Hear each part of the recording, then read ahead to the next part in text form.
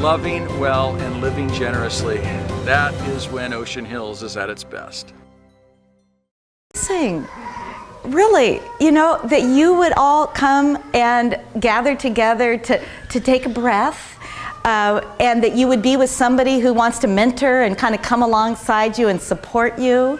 And there would be people here at Ocean Hills that would set all this up and really provide space for you to just take a breath and be grateful. And so I just want you to, let's do that together now. Let's just kind of close our eyes and take 3 deep breaths. And let me just offer a prayer for our time. God, I'm so grateful for these young moms, and I pray a blessing on them as they think about how to create a unique and loving and fun family. I thank you for their mentors who have likely done that with their families and now want to come alongside this young mom to help them navigate what can be a challenging season of life. So we thank you for Ocean Hills and how they try to bless others and draw them closer to you. And God, I just pray that you would bless my ideas this morning, that they would spark some ideas and inspiration in these people's minds. So bless our time together. Amen. So I just have to say it is a real delight for me to share with you some of the family traditions that we've done over the years. My family is not perfect. I've even gone to counseling to talk about why it's not perfect, so if you ever have to do that, we've all been there. But even that, I want to say that why we create family traditions is to create a strong sense of us. This is us. We are unique, and our family is fun. One time at a low point in my life, I met with a pastor who said, all families are dysfunctional. That's why I put that picture up there. And it was such a relief to me that even though we did all these fun things, that we weren't a perfect family. In fact, there's no perfect family out there. So not to say that you don't want to work through some dysfunctionality at times, but that we're not perfect. And so I'm going to share with you some things that mainly worked in our family, but there were many things that didn't work, so don't put me on a high pedestal. But I think we did have a lot of fun, and a lot of it was related to family. Here's a Dennis the Menace cartoon I found years ago, and there he is saying, you know what? I love us. And I love that cartoon, and I just thought, that's what I want our family to feel, that we do some things a quirky way, but I'm just so glad that we are us. And so I'm going to talk about how to create a sense of us so that your children would indeed at some point say, I love us. So let me introduce my family to you. This is my husband and I years ago. We are at a family camp at Mount Hermon. Now, how many of you have been to Mount Hermon? Great. Yeah, maybe you've been to Forest Home. Anybody been to Forest Home? Well, there's some families who take their families to a summer camp like that every single year for generations and generations. We went for a few years and we really enjoyed it, but you kind of have to find the things that work for you. And so there are our 3 children, Sarah, Andrea, and Paul. I think he was, gosh, does he look about 3 there? In fact, I just want to get a quick look of you moms. How many have infants or toddlers? Okay, and we heard some of those back there. How many preschool 4 and 5-year-olds? And how many have children in the elementary or secondary schools? Okay, great. So some of the traditions I'm going to say, well, I'm not going to be able to do them just yet. So you're going to have to sort of file those in your memory bank to pull them out later on, or get my email and email me. So there they are when they're little. Here's a picture just a couple of years ago. And as much as I loved our family, and still love our family, and felt it was so close, I mean, when they left home, they left. And they are gone. So I have many friends who have children that live in town. They get to care for their grandchildren, and that just doesn't happen to be our story. So our oldest daughter, Sarah, and her husband now live in Philadelphia with our only grandchild. And She was just an absolute delight to raise. She went off to college and told me everything I did wrong raising her. And she's done some things that have been really hard for me. She has a lot of tattoos on her body, which I'm proud that I can even say that. There were a number of years I couldn't even say that without tearing up. They live across the country. Below is Andrea. Chrissy knows all these kids, which is very fun. She couldn't believe when I told her that Andrea and her husband now live in Pakistan. So you thought Philadelphia was hard. They live in Pakistan. And I used to be nervous about it. Oh yeah, Sarah lives in a ghetto. I forgot to tell you that, by choice. I used to feel terrible, and then I thought, I can't feel terrible every day. I just need to accept that they're choosing to live out their lives and pray for them, which I do. And so they're doing relief work up in Pakistan, and our son and his wife live up in Palo Alto, so that's kind of close. And he had this super great job with Google, and then he decides to leave it so he can try to start his own little company. So they're all kind of doing risky things, and it's a whirlwind of being in family together. So I'll show you even a picture that was taken this summer, how we don't get to see each other very much nowadays, but how we still even have some traditions. So I'm going to share with you what ideas work and where you get ideas, and we'll look at your past, we'll look at ideas from others, special moments, traditions that are more risky, and then we'll talk about how you keep traditions going. When you know to hold tightly to some, yeah, we got to do it, we always do it, and when you got to let go. That it was great for a while, but now we're going to let go of those traditions. So to begin with, I actually want to reflect back on a workshop that I went to when our children were like 4, 5, 6, 7, 8, somewhere in that range, and it was a Jim Trelease workshop. It was in town, and he talked about the power of reading aloud to your children, and he talked about the really best thing you can do is get a bedside lamp. And I was so moved, this is so funny, that I stopped at Long's on the way home from the workshop and bought a bedside lamp. And so I'm bringing that up to you because I'm hoping you just get one idea from this morning, and one idea that you could use. I'm going to give lots of ideas, but if you got one idea that you could use and that maybe you even got going right away, that would be fantastic. So if you have, remember this idea or begin to implement it if you have elementary or junior high or high school students, and that is that he told us that night that you can get a bedside lamp, you can read to them, which is so powerful to do, and then you can say to them, you can go to bed now, or you can stay up and read for 20 minutes. Well, what kid is not going to stay up and read for 20 minutes? And so they began to love to read at night. And really, as an educator, that's one of the best things a young person can do, is capture the love of reading. So that was an idea that I learned from Jim Trelease. But now I want you to think about how you can look to your past, your family. And I'm going to begin by sharing some traditions that I did as a little kid, and now our kids have done, and now they're even, well, Sarah, we only have one grandchild, is starting to do with her daughter. So here is Sarah and Andrea and Chelsea Pop Mom, if any of you happen to know Chelsea. We did a tradition called May Day. Now, I think it's because I grew up in Kansas, and not many people out in the West Coast know it. But to me, this is my most favorite family tradition. And the tradition is on May Day, the first day of May, you make little baskets of flowers, and then you go around and you put it on either the doorknob or you lay it on the doorstep of somebody, and you either knock on the door or ring the doorbell, and you run away. So that when they open up the door, they just have these flowers as a surprise. Well, you just have to know that so when they were little, we would carry them with us. They would put the flowers down, we'd knock and run away. And then, of course, they got stronger to do it. A couple funny stories. When Paul was like 7, and he was leaving flowers at our closest friends, and he was really sneaking up, and he rang the doorbell and run back to the car, and he said, oh, one problem. I forgot to leave the flowers. And then the Milners, who, Chrissy, I know you know, their son got really into videotaping. So his goal in life was to catch us trying to leave our flowers.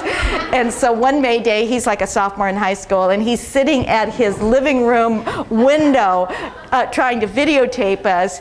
And we had a really sneaky idea that year. It must have been when cell phones came in, because we left the flowers, and then about a block away, we called them from the phone and said ding dong. So that was our kind of way to do it. But the hysterical thing, about an hour later, we got a knock at our door, and we open it up, and there's a video cassette. And we put it in, and he had captured us on videotape. And you can hear the phone ringing in the background. So anyway, so the tradition grows bigger and bigger. But May Day, thumbs up. I loved it. Now, another tradition that I actually called all of our kids the last 3 weeks and said I was going to do this, and which one do you want me to for sure highlight?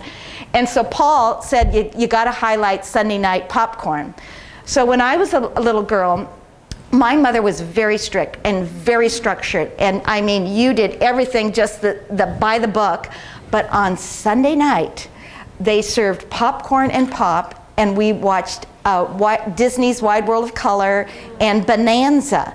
And you could invite anybody, you could invite a friend, one friend over, you didn't even have to ask.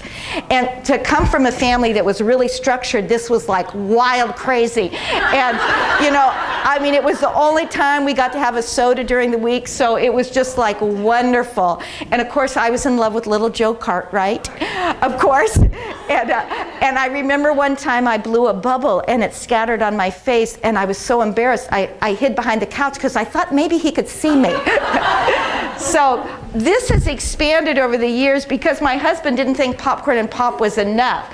So we ended up adding apples and cheese and adding pizza, and then of course it turned to videos, which we could, there's a lot more to choose from. And my husband has made up this big chart, and he would rate the videos, and he would of course have to pre-approve them. It gets a little awkward when they get to the junior high age. But that was a great tradition that I had as a child that we've done, and I would imagine that they'll carry on in some way.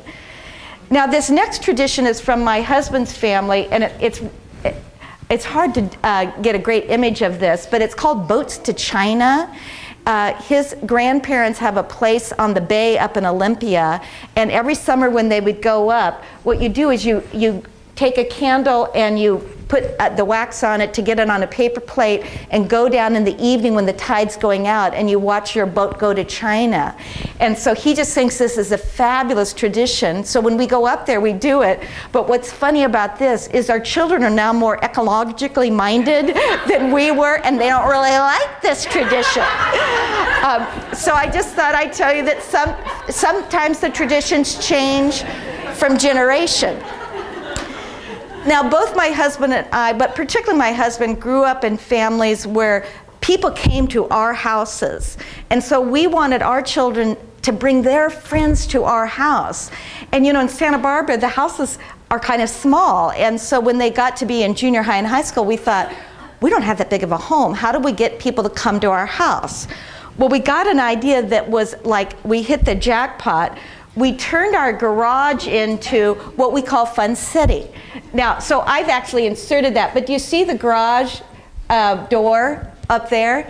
And so we had somebody, the whole thing cost $5,000. We had somebody build cabinets at the back, and our old kitchen cabinets are on the left side, but I have hats hanging up, I have a bunch of costumes, a bunch of games. And the great thing about it was so our kids in the junior and high school, their youth group, small group, always met at our house.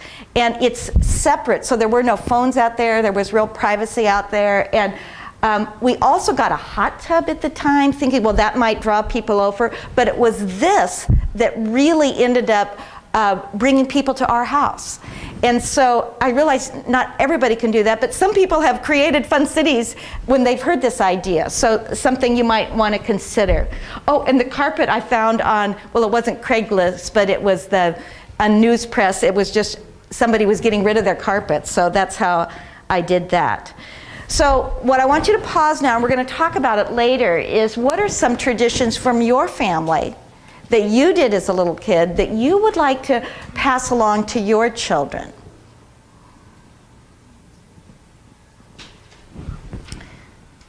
So the second section I want to encourage you is to look ideas from others. They don't have to come all from your background.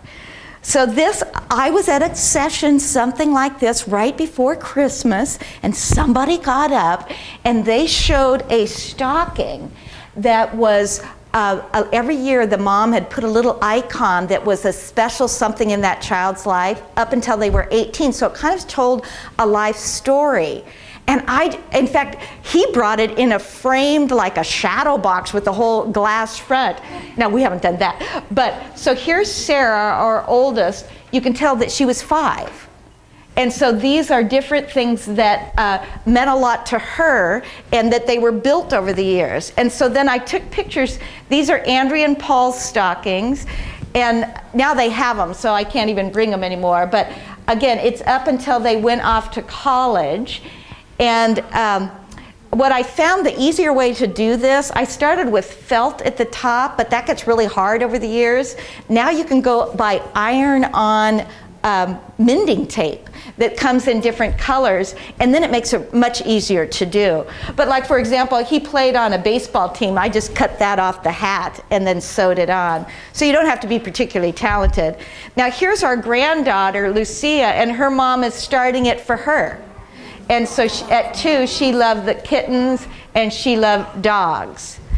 So another tradition, again, that I learned from somebody else is, and this is done at Christmas time, so this is the creche that's just when you come in our front door. This is in the front hallway. But notice that baby Jesus is missing. And so what happens is that baby Jesus doesn't arrive until Christmas morning. But it makes it where we are waiting for baby Jesus to arrive. And it's just a very simple thing to do. So then another thing we do on Christmas to kind of shift the focus away from presents, not that we don't have some presents, but we do something called Christmas coupons. And Sarah said, this is the thing that I should mention to you, and I think I forgot to get my example out, so let me see if I have it hidden in here. I do.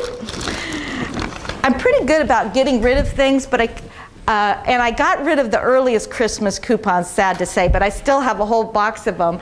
And what this is that everybody in our family writes a little coupon, and I'm going to show you that they're not much, and you put it in the other stockings. And the very first thing we do on on Christmas morning is see if baby Jesus arrived, and then we climb in our bed and open each other's coupons. And so this is a coupon Sarah wrote to me. Now I'm guessing she was junior high-ish. Sometime today we're going to sit down at the piano bench and play duets. Now that was a true gift. I mean, I love to sit and play duets with Sarah. What I wish I had that I don't is some of the coupons they did when they were like 2 and 3, because they would just scribble, and draw pictures. Oh, what would you like to do?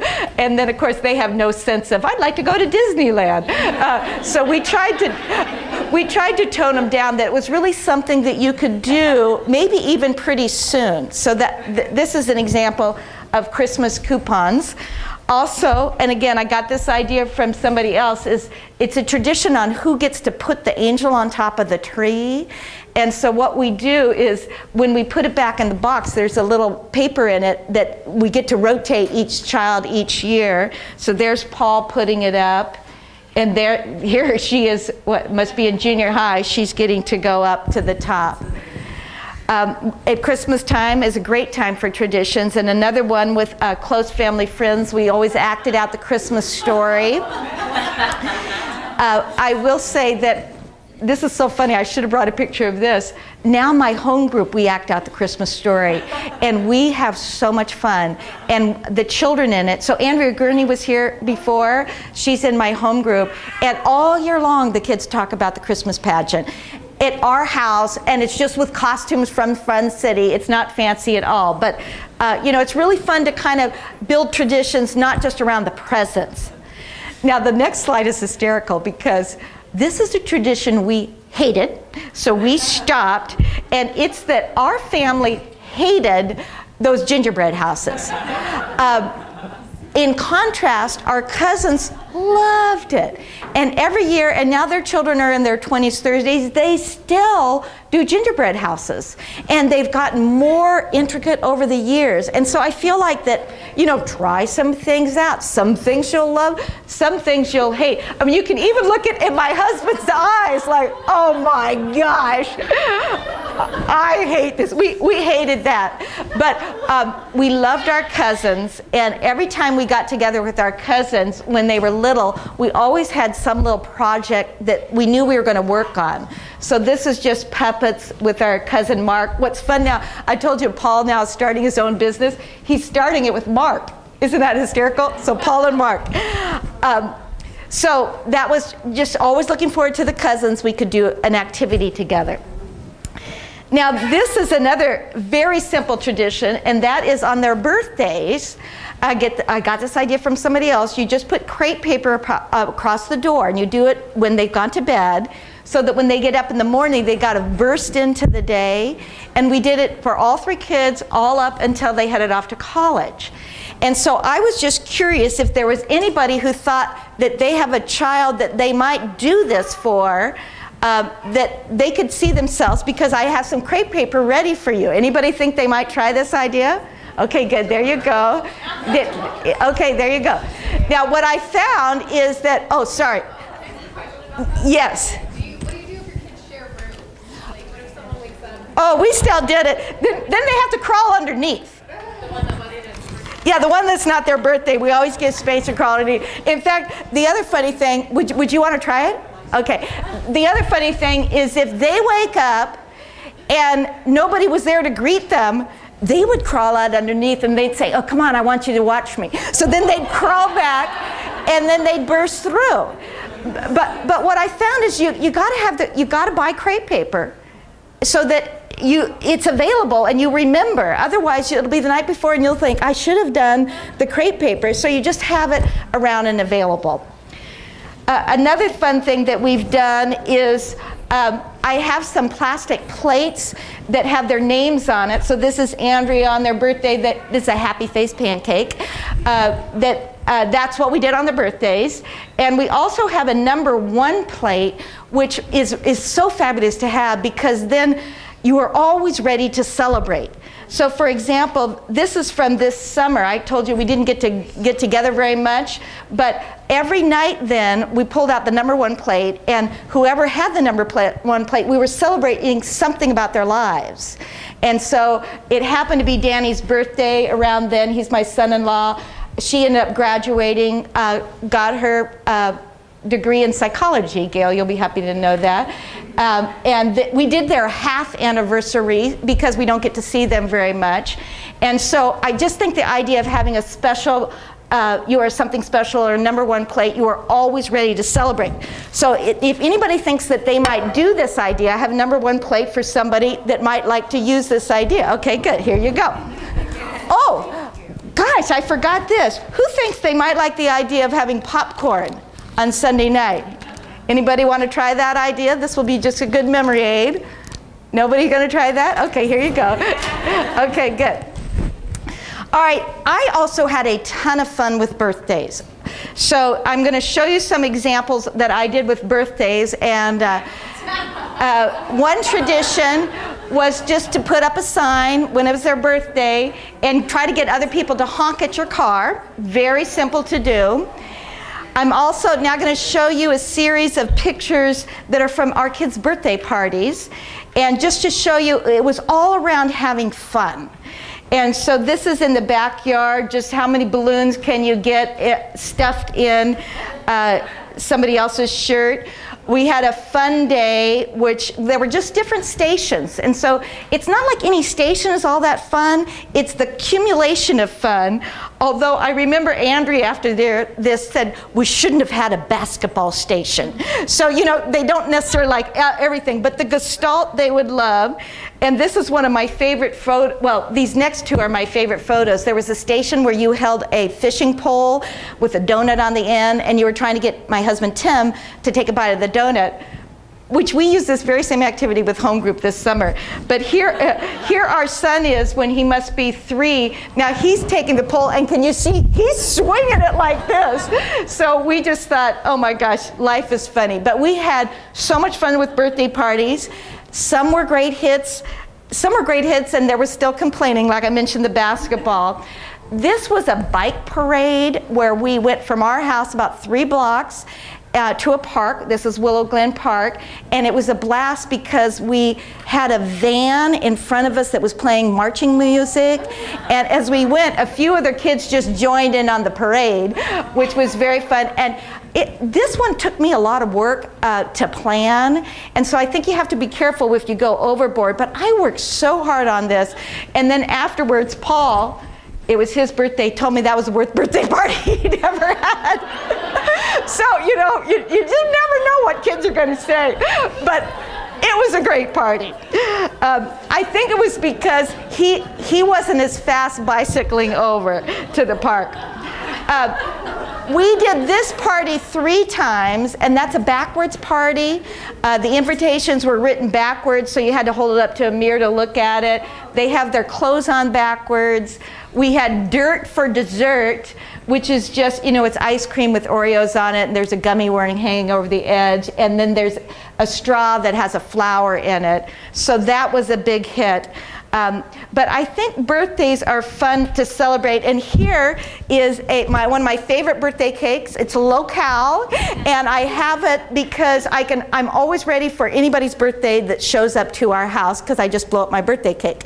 So is there anybody out here that thinks they would like to have a blow-up birthday cake at their house? Anybody? Okay, come on over here. Okay, there you go. Oh, thank you. You're so welcome. So here's Sarah. I think she's about 18 here. So another thing we sometimes did is we just put a little candy in the middle of that cake. So anyway, just always ready to celebrate your family and friends. Now, some of those might have felt more complicated. Here's a fun tradition that was so simple, and I read about in the book, and it's called a penny walk. And so after dinner, we would go walk to the corner, and we'd take a penny, and we would flip it. And depending on whether it was heads or tails, we would go right or left. And so it wasn't that big of a thing, but they loved it. And I think that the outcome of it is that we all still go on walks together. And I feel like when you walk together, somehow it's just more relaxed, and you have a chance to talk about the day. So a penny walk really was a great inspiration for us. Now, Andrea said I should definitely talk about conversations at the dinner table. And I feel like that one of the things you could really do is to not answer phones. So our tradition was you never answered the phone during dinner. And it was the funniest thing about this, it was hardest for my mother-in-law when she was at our house. She just couldn't stand it if the phone would ring and we wouldn't answer it. But part of it's developing a habit of not doing that. And what you're saying is that my family, I value you more than whoever happens to be calling right at that moment. And so life is a little more complicated now with cell phones.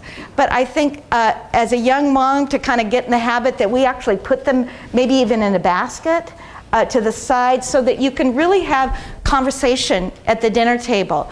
There's also some wonderful table talk cards that you can get where you can pull one out to instigate conversation. And what my husband and I did whenever we had particularly extended family at our house, we would do some activity where everybody got to talk, not just the adults, but the children too. And so that they feel an honored part of the meal. I also wanted to mention a great place to talk to your children is in the car. And a lot of moms complain that I got to drive my child around, blah, blah, blah. And I would say it's an amazing time to connect with your child and to hear them talk with friends. And so really consider it an honor to drive your children around. And it gets more complicated when they get into upper elementary, junior high, and then it's even more complicated when they start driving on their own. But while you're still driving around, try to relax and enjoy and listen and really engage in some good conversation. We also engaged in math problem-solving problems, in word games. So consider that a great time to seize a conversation. Okay, so now here's an idea that I hope somebody loves and wants to take me up on it. We have what we call a family funny book. Now, I will tell you that when my first child was born, I got a little journal, and I wrote very pretty, and I described just exactly what was going on, and that lasted about 3 days. And then I didn't do it anymore because you can't do that. But I kept thinking about I should write down funny things they're saying or doing. And so really, I think it was when Sarah was about 7 that I bought another book. And then I decided I'm not going to write pretty, and I'm not even going to write in complete sentences. I'm just going to jot down ideas as fast as I can. And I tried to keep the funny book near where I would be. And so when something came up, I would just write in it.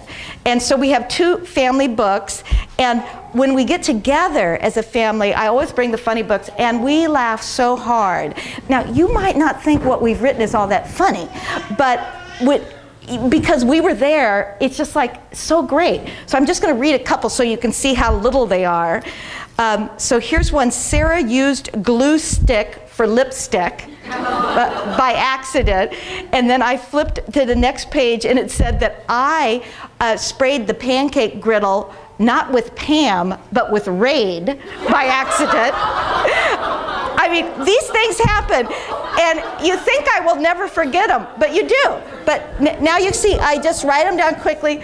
I thought this was so funny. Andrea said to me, "You look like a muffin."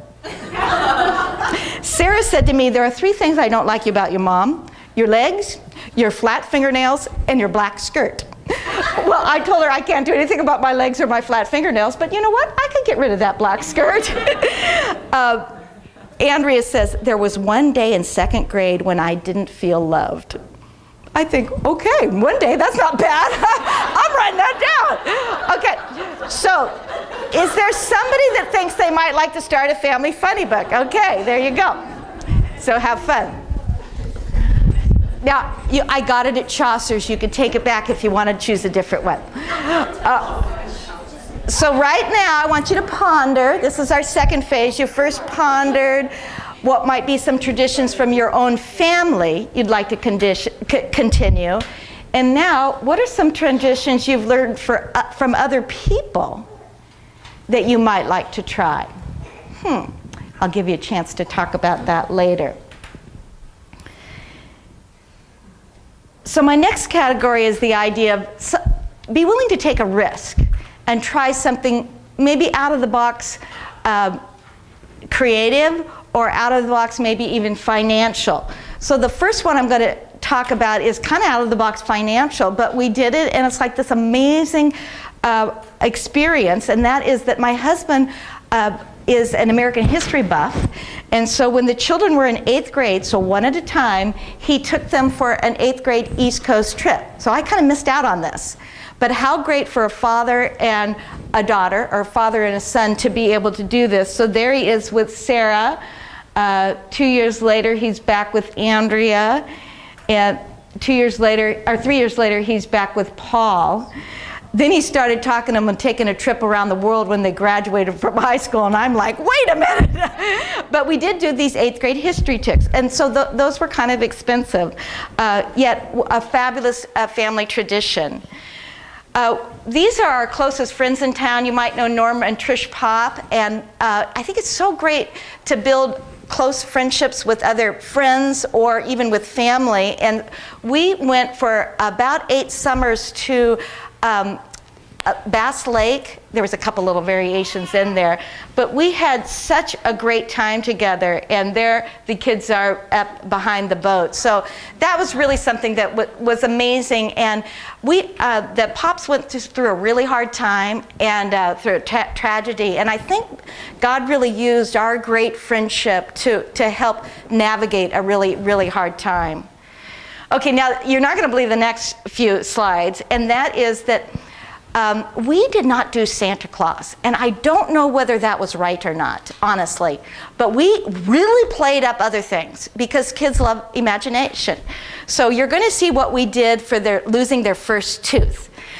And my husband became what we called the dingy dentist, and when they were about ready to come out, he would put on a costume.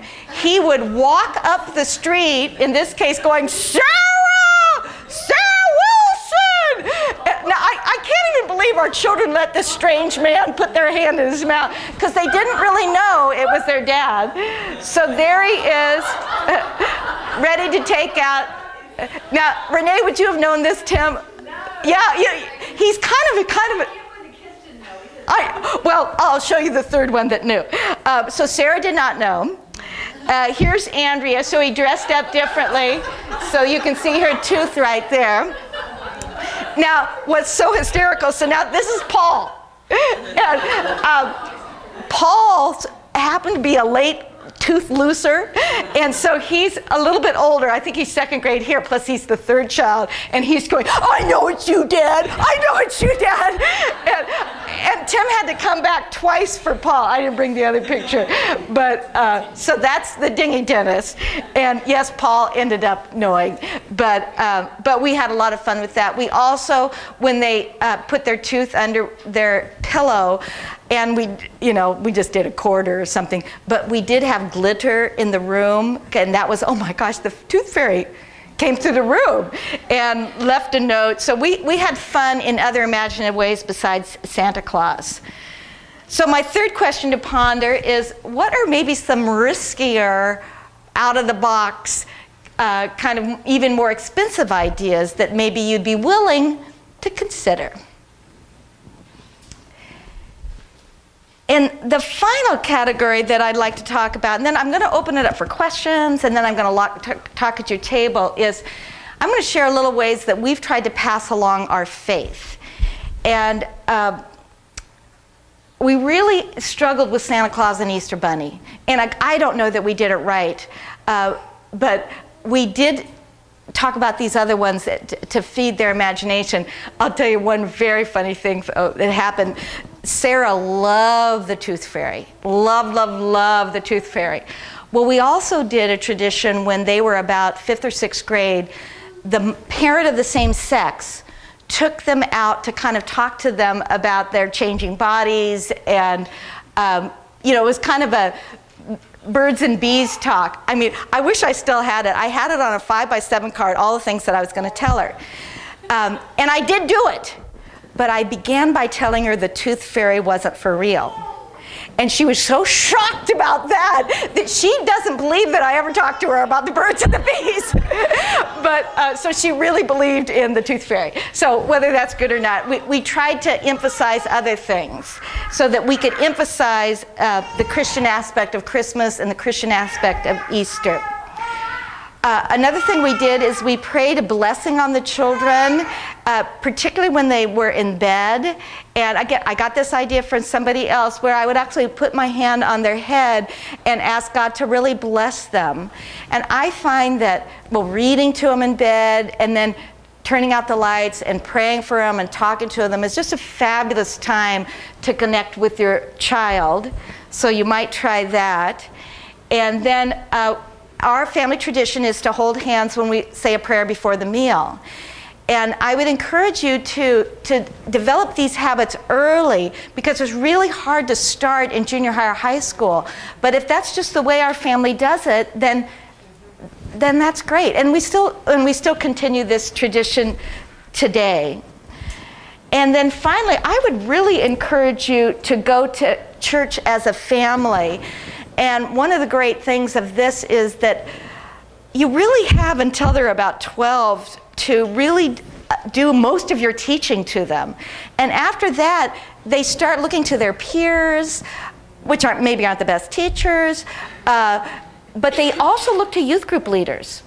And so you're just so grateful if you're a part of a church community and you have these fabulous youth group people who can come along and really nurture good values in your children.